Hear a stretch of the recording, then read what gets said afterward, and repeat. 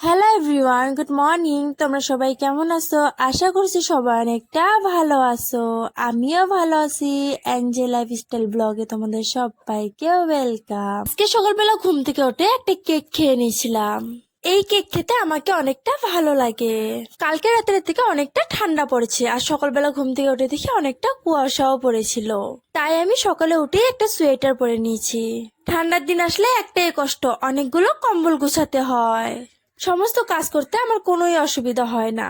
যখনই এই ঠান্ডার দিনটা চলে আসে আর কম্বলগুলো গুছাতে হয়, তখনই আমার অনেকটাই বিরক্ত লাগে। ও ঘরে বিছনা উঠিয়ে আম্মুদের ঘরে বিছনাগুলো উঠিয়ে দিচ্ছি। সমস্ত বিছনাগুলো উঠিয়ে নিয়ে তারপর আমি একটা ডেয়ারি মিল্ক খেয়ে নিলাম। তারপর গোসল করে খাওয়া দাওয়া করে নিলাম।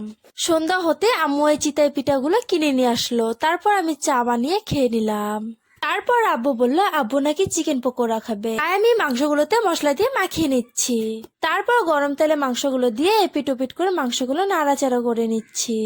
যখনই মাংসগুলো লাল লাল হয়ে আসবে তখনই মাংসগুলো নামিয়ে নিব।